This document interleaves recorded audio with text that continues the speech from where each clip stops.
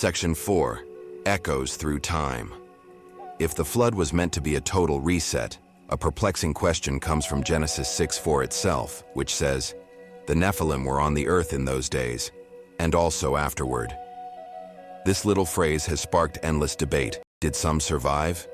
Or did a similar event happen again? The most direct post-flood reference is in the book of Numbers. When Moses sends 12 spies into Canaan, they return with a terrifying report. 10 of them say, "And there we saw the Nephilim, the sons of Anak, who come of the Nephilim, and we were in our own sight as grasshoppers, and so we were in their sight."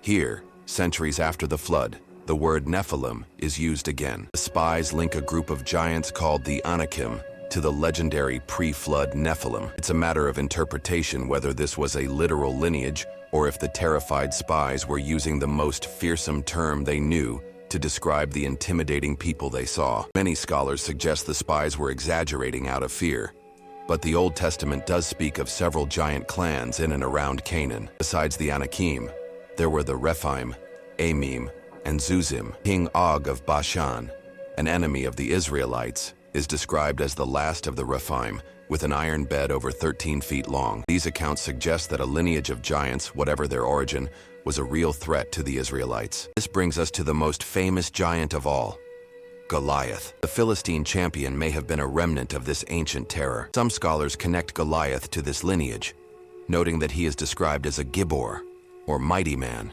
which echoes the language used for the original Nephilim. The battle between David and Goliath, then, can be seen as more than just a story of a boy's faith. It's a symbolic climax to a conflict that began before the flood.